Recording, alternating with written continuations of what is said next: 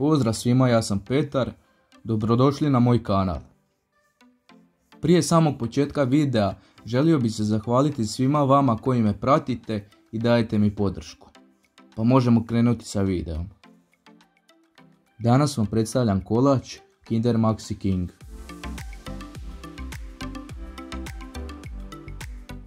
Prvo krećemo sa izradom biskvita. Za biskvit su nam potrebni sljedeći navedeni sastojci.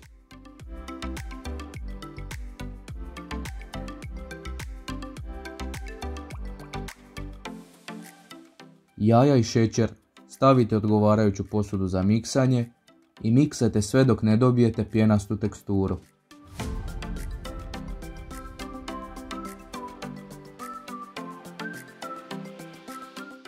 Kada ste dobili ovako izrađenu smjesu, postepeno dodajte sve ostale sastojke.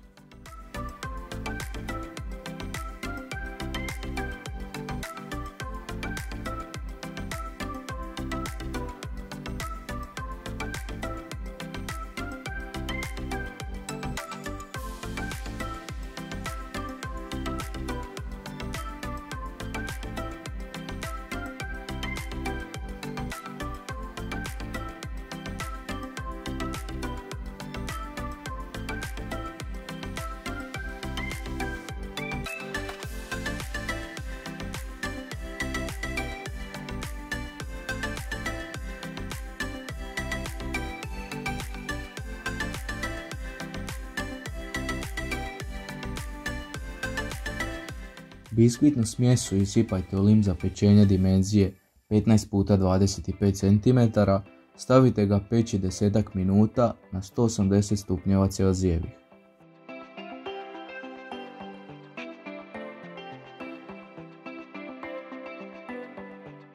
Ovako pečeni biskvit ostavite da se ohladi u limu. Pripremite 200 g karamel bombona. Dodajte 1 dl slatkog vrhnja i otopite ih na laganoj vatri.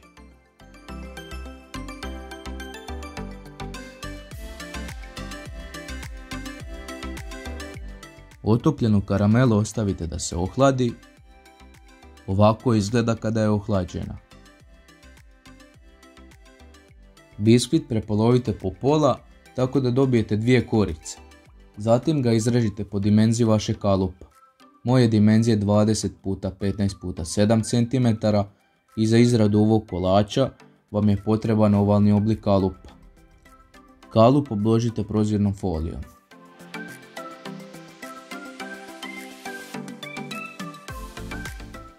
Dvjesto g mliječne čokolade otopite na pari.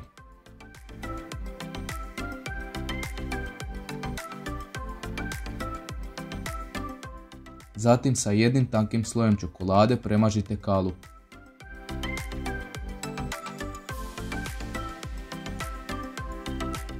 Stavite ga par minuta u frižider da se čokolada stegne. Zatim premažite sa drugim slojem čokolade.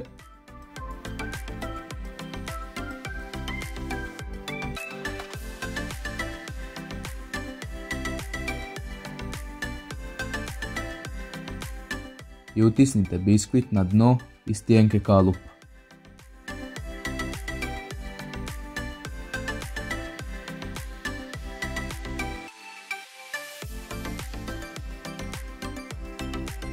Sada prelazimo na izradu kreme. Zato su nam potrebni sljedeći navedeni sastojci.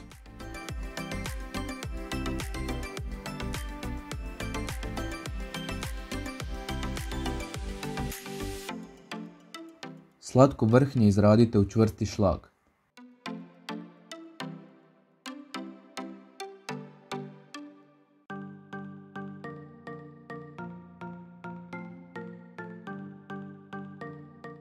U mascarpone sir dodajte 2 žlice meda i izradite.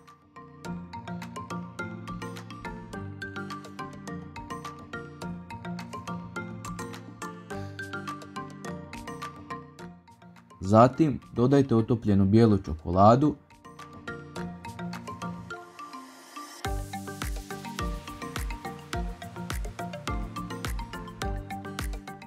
i otopljenu želatinu.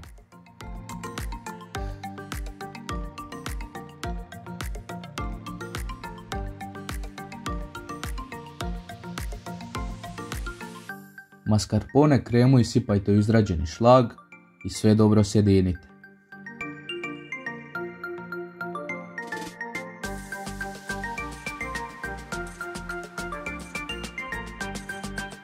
Pola kreme isipajte preko biskvita.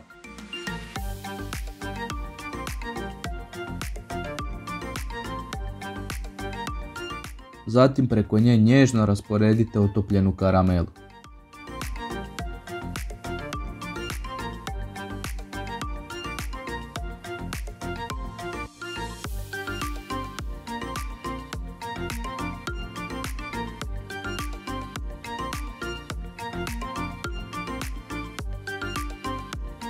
Preko karamele isipajte drugi dio kreme i na nju stavite biskvit.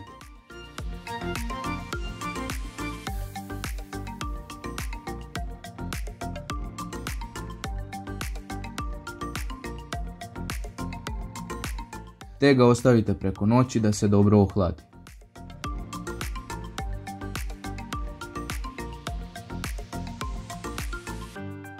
Ohlađeni Kinder Maxi King premažite čokoladom.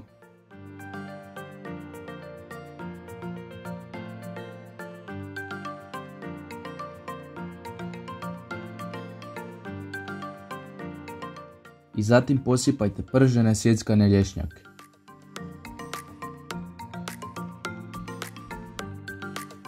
Stavite ga par minuta u frižider da se stegne. Kinder Maxi King okrenite na podlogu.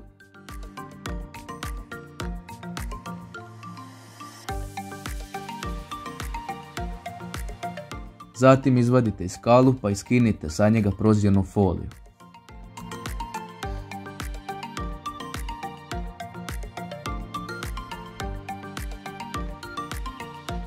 Premažite ga sa još jednim slojem čokolade.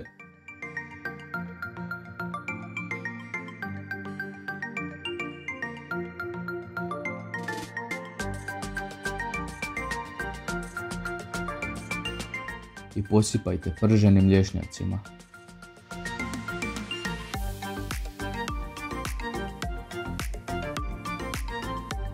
Ovako pripremljen kolač stavite par minuta na hlađenje, te uživajte u ovoj kombinaciji okusa.